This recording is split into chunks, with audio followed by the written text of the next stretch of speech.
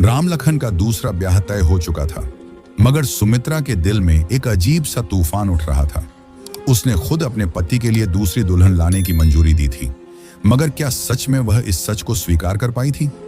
शादी की तैयारियां जोरों पर थीं, लेकिन एक ऐसी खबर आई जिसने सब कुछ बदल कर रख दिया। सुमित्रा इतनी सुंदर थी कि उसकी सुंदरता के चर्चे पूरे गांव में फैले हुए थे। एक दिन जब वह सब्जी लेकर अपने घर लौटी तो उसे पता चला कि उसका ब्याह पक्का हो गया है। वह केवल 19 वर्ष की थी। वैसे तो यह उम्र दुल्हन बनने की नहीं मानी जाती, लेकिन सुमित्रा के लिए यह उसकी मजबूरी थी।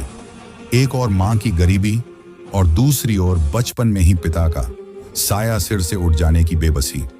जिस लड़के से उसका ब्याह तय हुआ, उसके परिवार में 3 भाई और मां थी।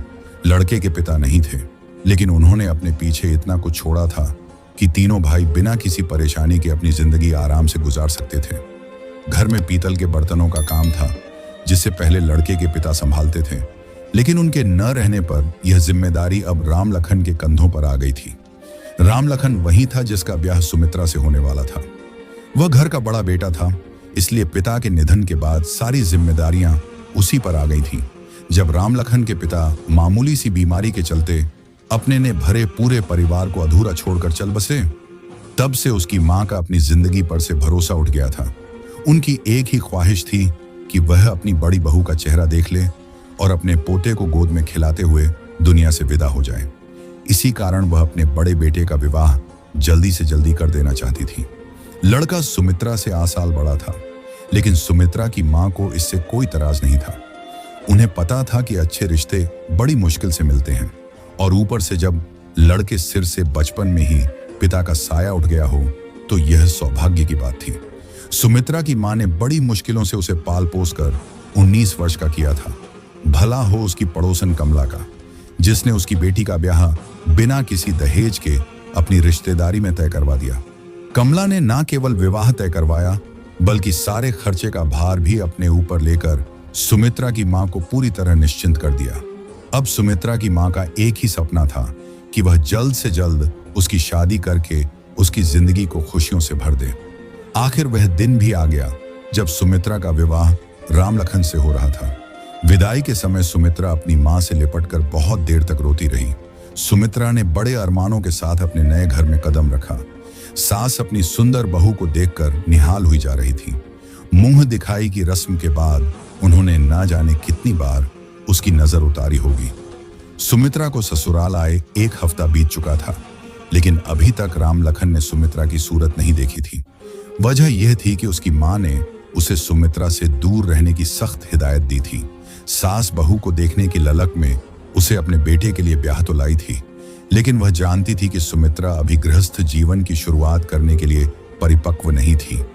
इसीलिए उन्होंने सुमित्रा को अपने पास ही अपने कमरे में रखा।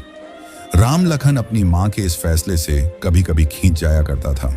वो गुस्से में कहता, ये मां भी ना, जब सुमित को हमसे दूर ही रखना था तो ब्याह क्यों करवाया, और करवाया भी तो इतनी छोटी लड़की क्यों? क्या उन्हें पहले से सुमित्रा की उम्र का पता नहीं था? चलो दूर रखने का कारण समझ में आता है, लेकिन यह कैसी बात हुई कि अपनी ही बीवी की सूरत भी नहीं देख सकते। जब भी राम लखन सुमित्रा के घुंघरू की आवाज सुनता, उसका मन बेताब हो उठता कि वह एक झलक देख सके, लेकिन मां के सामने उसकी बेबसी उसे रोक देती। धीरे धीरे 1 महीना बीत गया, और इस दौरान सुमित्रा अपने परिवार के हर सदस्य के साथ घुल मिल चुकी थी, सिवाय अपने पति के। यह कितनी विचित्र बात थी कि जिसके लिए वह ब्याह कराई गई थी, उसी से कोई संबंध नहीं था। वह बस घूंघट डालकर उसकी थाली परोस देती थी। वह भी सास की मौजूदगी में। सुमित्रा के दोनों देवर उम्र में उससे बड़े थे, लेकिन उनके साथ वह एक मां की तरह पेश आती थी। दोनों देवर भी उसे मां का दर्जा देते और उसकी उतनी ही इज्जत करते जितनी अपनी मां की सास। तो पड़ोस और रिश्तेदारी में सुमित्रा की तारीफें करते नहीं थकती थी। वह दिल से कमला मौसी का धन्यवाद करती थी, जिनकी वजह से उन्हें सुमित्रा जैसी बहू मिली। सुमित्रा भी अपनी सास का ख्याल एक बेटी की तरह रखती थी।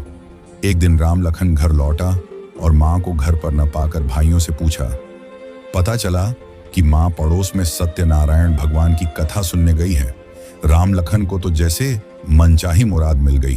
फिर क्या था, वह सीधा रसोई घर में पहुंच गया। सुमित्रा ऊ देखकर घूंघट निकालने लगी। तभी राम लखन ने उसका हाथ पकड़ लिया।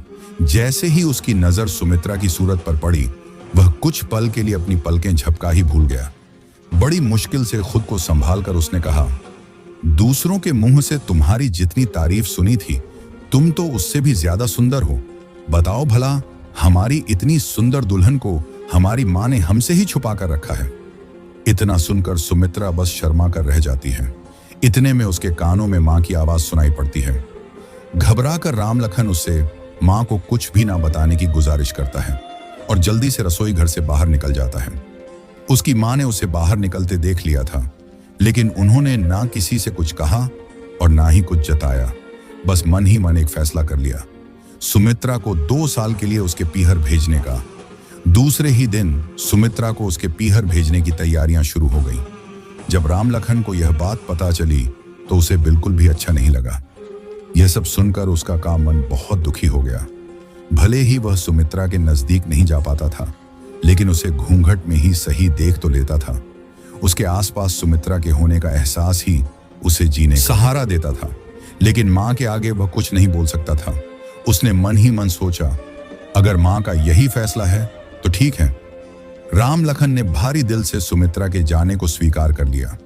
जब सुमित्रा जा रही थी तो वह छिपकर उसे तब तक देखता रहा जब तक उसका भाई उसे लेकर उसकी आंखों से ओझल नहीं हो गया। सुमित्रा 2 साल के लिए अपने पिहर आ गई।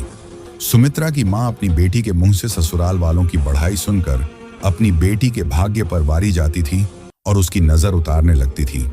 एक दिन सुमित्रा ने अपनी मां से कहा, मां जानती हो, जब हम आ रहे थे तो अम्मा बहुत रो रही थी। छुटके बबुआ भी रो रहे थे और बड़े बबुआ तो हमें लाने के लिए तैयार ही नहीं हो रहे थे। अम्मा ने बहुत समझाया, तब जाकर वे हमें यहां लाने को राजी हूं। यह कहते हुए सुमित्रा ससुराल से मिले अपने जेवर दिखाने लगी। सुमित्रा की मां उसकी बातों को ध्यान से सुनती जाती और मुस्कुराते हुए बोली, हूं सुमित्रा बोली, जानती हो मां, आते समय उन्होंने मुझे जसनीरो रब भी दिए। कह रही थी खुलकर खर्च करना, जरा भी कोताही मत करना। समय समय पर बबुआ के हाथ और रुपए भिजवा रहेंगी। उसकी मां बोली, इतनी समझदार और भली सांस बहुत किस्मत से ही मिलती है। सुम्मी, जरूर तेरे पूर्व जन्म के कोई पुण्य होंगे जो तुझे इतना अच्छा घर और परिवार मिला। सुमित्रा को पीहर आए 3 महीने हो गए थे, लेकिन ससुराल से कोई खबर नहीं आ रही थी। उसका मन उदास था और उसे ससुराल की बहुत याद आ रही थी। एक दिन जब वह अपनी मां के साथ बैठी थी, तभी दरवाजे पर दस्तक हुई। मां ने कहा, जा सुम्मी, जरा देख तो दरवाजे पर कौन है। लगता है कमला जी आई है। हाँ मां, कहकर सुमित्रा ने दरवाजा खोला तो देखा कि उसका छोटा देवर खड़ा था। उसे देखकर वह खुश होकर बोली, अरे मां, छूट के बबुआ जी आए हैं। मां ने कहा, अरे पगली, उन्हें भीतर तो ले आ। उसके देवर ने दोनों के पैर छुए और पास पड़ी चारपाई पर बैठ गया। मां ने सुमित्रा से कहा, अरे जा सुम्मी, छूट के बबुआ के लिए चाय पानी का इंतजाम कर। कुछ देर बाद सुमित्रा चाय नाश्ता लेकर आई। 2-3 घंटे रुकने के बाद जब उसका देवर चलने को तैयार हुआ तो उसने सुमित्रा को एक थैला और कुछ रुपए पकड़ा हुए कहा, ये लो भाभी, मां ने तुम्हारे लिए भेजा है। यह देखकर सुमित्रा बोली, अरे इसकी क्या जरूरत थी बबुआ जी, हम तो कह रहे थे कि 1-2 दिन रुक जाते तो बढ़िया होता। इस पर देवर ने कहा, नहीं भाभी, परीक्षा सिर पर है तो पढ़ाई करना भी जरूरी है, वरना जरूर रुक जाते, लेकिन अगली बार आएंगे तो पक्का रुकेंगे। कहकर देवर उनके पैर छूता है और निकल जाता है। सुमित्रा अंदर आती है तो उसे थैले का ध्यान आता है। उत्सुकता में वह थैला खोलती है और देखती है कि अम्मा ने उनके लिए क्या क्या भेजा है। उसमें सुमित्रा के लिए 2 साड़ियां, कुछ मिठाई और फल थे। यह देखकर उसने अपनी मां से कहा, मां देखो, अम्मा ने हमारे लिए कितनी सुंदर साड़ी भेजी है। वह साड़ी निकाल रही होती है, तभी उसमें से एक पत्र निकलकर जमीन पर गिर जाता है। सुमित्रा पत्र उठाती है और खोलती है। उसमें राम लखन का नाम लिखा होता है। राम लखन का नाम देखते ही उसका कलेजा जोर से धड़कने लगता है। तभी उसकी मां आ जाती है। मां को आता देख वह पत्र जल्दी से छुपा लेती। उसकी मां कहती है, अरे वाह, ये तो बहुत सुंदर साड़ी है। सुमित्रा अपनी मां को साड़ी दिखा रही थी, लेकिन उसका ध्यान उस पत्र पर ही अटका था। रात गहराने लगती है। सुमित्रा और उसकी मां सो जाती हैं। जब उसकी मां गहरी नींद में सो जाती है तो सुमित्रा धीरे से उठकर पत्र निकालती है।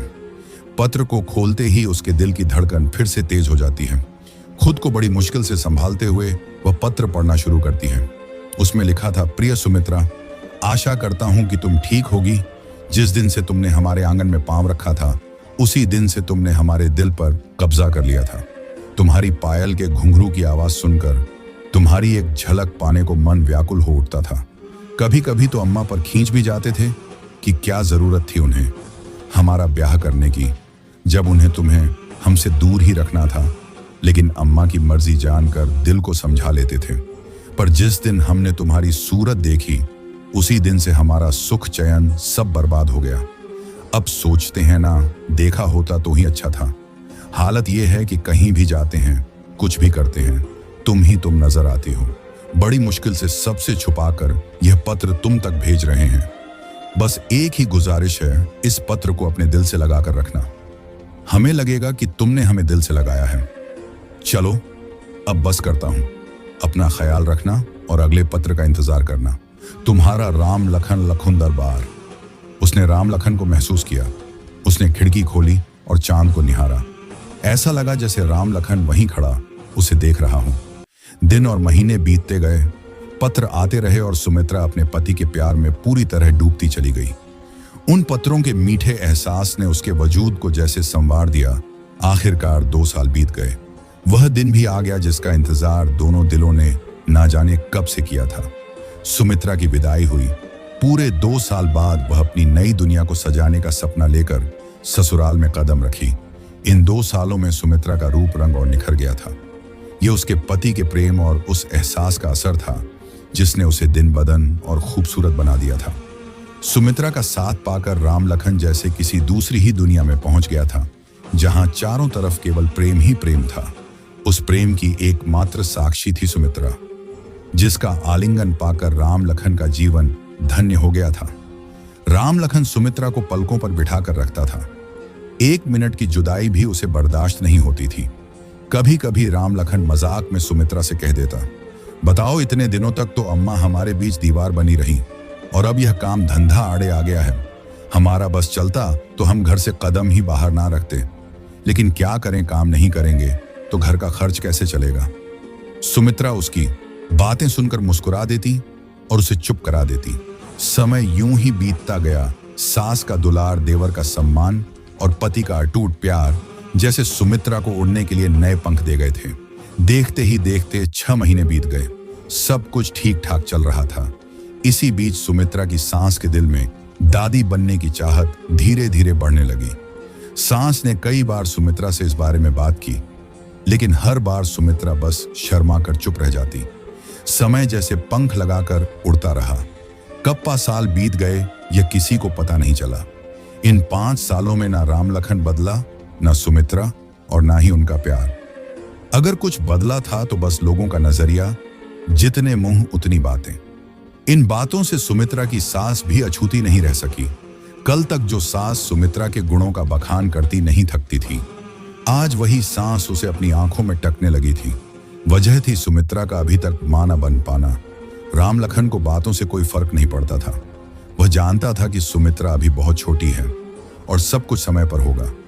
वह अपनी मां को भी यही समझाता, मां उसकी उम्र ही क्या है, फालतू परेशान हो रही हो, सब सही वक्त पर होगा। लेकिन राम लखन की मां, जो अब पोता गोद में खिलाने के सपने देख रही थी, कुछ भी सुनने को तैयार नहीं थी। उनकी बेचैनी दिन बदन बढ़ती जा रही थी। मां के बहुत कहने पर राम लखन ने उसे डॉक्टर के पास ले जाने का निर्णय लिया। डॉक्टर ने सारा चेकअप करने के बाद कहा, देखिए, घबराने की कोई बात नहीं है, सब कुछ नॉर्मल है। कभी कभी ऐसा होता है कि लड़कियां मां बनने में थोड़ा समय लेती हैं।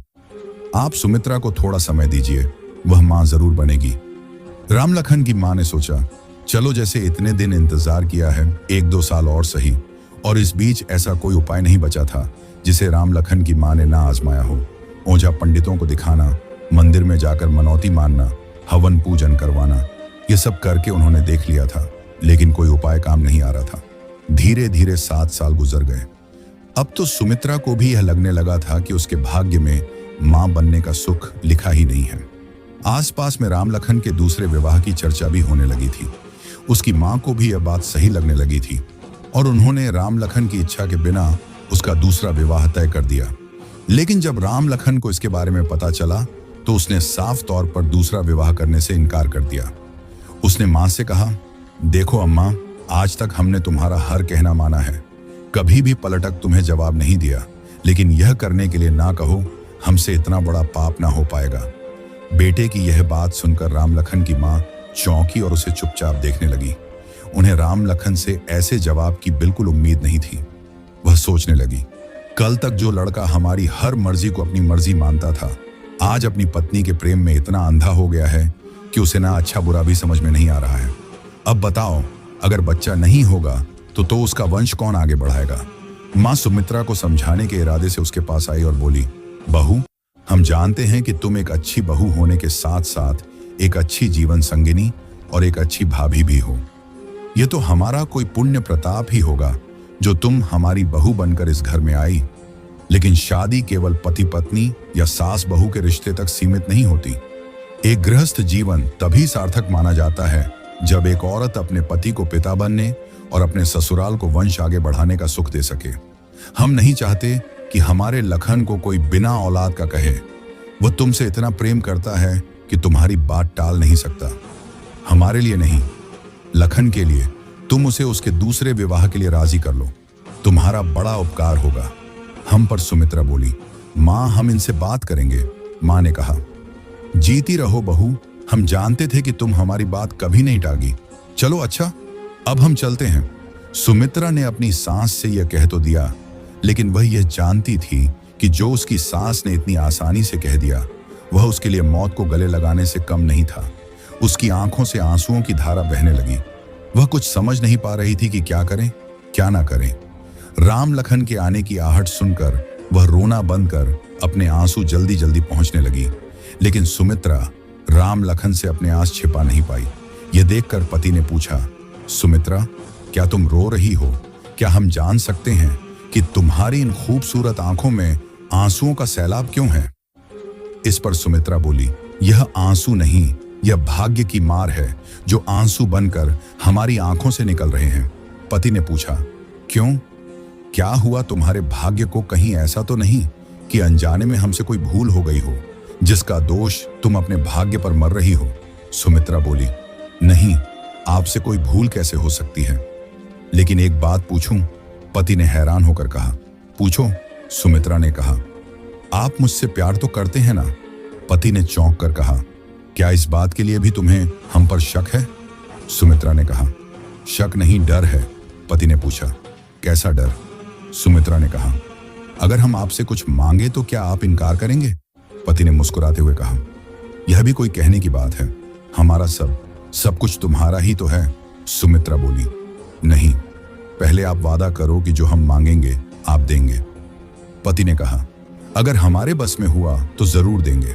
सुमित्रा बोली, हम चाहते हैं कि आप दूसरा ब्याह कर लें। यह सुनकर राम लखन आश्चर्यचकित होकर बोले, ये तुम क्या कह रही हो? हम ऐसा हरगिज नहीं कर सकते। सुमित्रा बोली, क्यों नहीं कर सकते? पति ने कहा, तुम ऐसा सोच भी कैसे सकती हो कि हम तुम्हारे अलावा किसी और को अपनी जिंदगी में लाने के लिए तैयार हो जाएंगे? सुमित्रा बोली, हमें कुछ नहीं पता, आपको दूसरा ब्याह करना ही होगा। पति ने कहा, हमारा प्रेम इतना कमजोर नहीं कि एक बच्चे की लालसा में झटके से टूट जाए। हमने तुम्हें दिल से प्रेम किया है। सुमित्रा बोली, अगर आपके दूसरा ब्याह ना करने का कारण जो है वह कारण खत्म हो जाए तो फिर तो आपको कोई मलाल नहीं होगा ना? पति ने हैरान होकर पूछा, तुम कहना क्या चाहती हो? सुमित्रा बोली, मतलब यह कि अगर हमारी जान देने से सब ठीक होता है तो यही सही। यह सुनकर राम लखन वेदना से भर उठा। सुमित्रा बोली, देखिए, अगर आप हमें प्रेम करते हैं तो इस ब्याह के लिए मान जाइए। कहते हुए सुमित्रा राम लखन से लिपट गई। फिर पति ने कहा, ठीक है, अगर तुम्हारी यही मर्जी है तो हम दूसरा ब्याह करने के लिए तैयार हैं, लेकिन इतना बता देते हैं कि वह हमारे दिल में तुम्हारी जगह कभी नहीं ले पाएगी। राम लखन के दूसरे ब्याह के लिए मान जाने की खबर सुनकर उसकी मां की खुशी का तो कोई ठिकाना ही नहीं रहा। वह तुरंत सुमित्रा के पास पहुंची और बोली, बहू, तुमने जो किया वह कोई भी औरत शायद ही करना चाहेगी। इसके लिए हम जिंदगी भर तुम्हारा एहसान मानते रहेंगे। तुम्हारा कद हमारी नजरों में और ऊंचा हो गया है। देखो बहू, राम लखन की दूसरी लुगाई भले ही आ रही हो, लेकिन बड़ी बहू तो इस घर की हमेशा तुम ही रहोगी। तुम्हें मान सम्मान, अधिकार और प्रेम देने में हम जरा भी फर्क नहीं आने देंगे। घर में विवाह की तैयारियां शुरू हो चुकी थीं, लेकिन उदास मन के साथ जब से राम लखन ने विवाह की स्वीकृति दी थी, तभी से सुमित्रा राम लखन से कुछ दूर दूर रहने लगी थी। राम लखन जब भी उसके करीब जाने की कोशिश करता तो वह काम का बहाना बनाकर कमरे से चली जाती। राम लखन सब समझ रहा था कि वह ऐसा क्यों कर रही है, लेकिन कुछ बोलता नहीं था। शायद वह जानता था कि अब हालात पहले से बहुत अलग हो चुके थे। सुमित्रा ब्याह से संबंधित सारे काम ऐसे कर रही थी मानो वह अपने लिए सौतन नहीं बल्कि बहू ला रही हो। वह दिखा तो रही थी कि राम लखन के दूसरे ब्याह का उसे कोई मलाल नहीं है, लेकिन अंदर ही अंदर वह टूटती जा रही थी। वह दिन भी आ गया जब राम लखन दूसरी बार दूल्हा बनने जा रहा था। सुमित्रा से राम लखन का यह रूप शायद देखा नहीं जा रहा था, इसलिए सुबह से ही उसने खुद को अपने कमरे में बंद कर लिया था। उसकी सांस उसके कमरे में आई और बोली, बहुत देर हो गई बहू, तुम यहाँ बैठी हो, हम तुम्हें कहाँ कहाँ नहीं ढूंढ रहे, चलो बाहर, औरतें तुम्हें पूछ रही हैं। सुमित्रा बोली, अम्मा तबीयत थोड़ी ठीक नहीं लग रही, इसलिए हम थोड़ा आराम करना चाहते हैं। कहते कहते सुमित्रा को चक्कर आ गया। यह देखकर उसकी सांस बाहर आई और अपने छोटे बेटे को डॉक्टर बुलाने भेजा। सुमित्रा की तबीयत का हाल सुनकर राम लखन परेशान हो गया और सब कुछ छोड़ छाड़ कर भागा सुमित्रा के पास आया। धीरे धीरे और लोग भी पहुंचने लगे। मैं डॉक्टर आया, चेकअप करके बाहर निकला और बोला, देखिए घबराने वाली कोई बात नहीं है, ये पेट से है, इस हाल में ऐसा होना लाजमी है डॉक्टर के मुंह से। यह बात सुनकर राम लखन चौंक गया और बोला, क्या कह रहे हैं डॉक्टर साहब, एक बार फिर बोलिए। डॉक्टर बोला, जी आपकी पत्नी मां बनने वाली है। सुमित्रा के मां बनने की खबर सुनकर राम लखन खुशी से पागल हो गया और कहने लगा, सुन रही हो अम्मा, हमारी सुम्मी मां बनने वाली है, बधाई हो, तुम दादी बनने जा रही हो, आखिरकार भगवान ने तुम्हारी सुन ही ली। तभी वहां खड़ी कमला बोली, जी, अब जिस वजह से लखन का दूसरा विवाह हो रहा था, जब वह वजह ही खत्म हो गई तो अब हमें बारात रोक देनी चाहिए और लड़की वालों को सच सच बता देना चाहिए। इस पर सुमित्रा की सांस बोली, नहीं जी, बारात जाएगी और बहू भी आएगी। अगर मौके पर हम ब्याह से इनकार कर देंगे तो लड़की के माँ बाप पर क्या बीतेगा, दाग लग जाएगा लड़की पर बारात ना आने का लोग तरह तरह की बातें बनाएंगे, फिर उसे ब्याह कौन करेगा। ब्याह तो किसी भी कीमत पर होकर ही रहेगा, और वह भी आज ही के शुभ मुहूर्त पर बारात जाती है, ब्याह होता है, बहू भी आती है, लेकिन सुमित्रा की सौतन बनकर नहीं बल्कि उसकी देवरानी बनकर सुमित्रा दरवाजे पर खड़ी होकर खुद उसकी आरती उतारकर उसे भीतर लाती है। भगवान की कृपा से घर की दूसरी बहू भी सुमित्रा जैसी ही निकली और बहुत जल्द ही उसने अपने व्यवहार से पूरे परिवार का मन मोह लिया, खासकर सुमित्रा का। सुमित्रा खुश थी कि देवरानी के रूप में उसे एक छोटी बहन मिल गई। दोनों में बड़ा प्रेम था। एक बार फिर खुशियों ने सुमित्रा के जीवन को निहाल कर दिया था। खूबसूरत दिन जल्दी बीतते हैं और न महीने भी बीत जाते हैं। सुमित्रा एक प्यारे से बेटे को जन्म देती है। अम्मा यह समाचार सुनकर रोने लगती हैं। राम लखन कहता है, अम्मा तू रो रही है। अम्मा बोली, अरे अगले, ये तो दादी बनने की खुशी के आंसू हैं। अम्मा पोते को अपनी गोदी में लेती हैं और बोलती हैं, अब इसकी देखभाल की सारी जिम्मेदारी मेरी, और पोते को चूमने लगती हैं। बेटे के जन्म से जो संपूर्णता उनके जीवन में आ गई थी, उससे सुमित्रा और राम लखन बहुत खुश थे। दोस्तों, कहानी अगर पसंद आए है तो लाइक करें और हुसैन डेली शॉर्ट चैनल को सब्सक्राइब जरूर करें।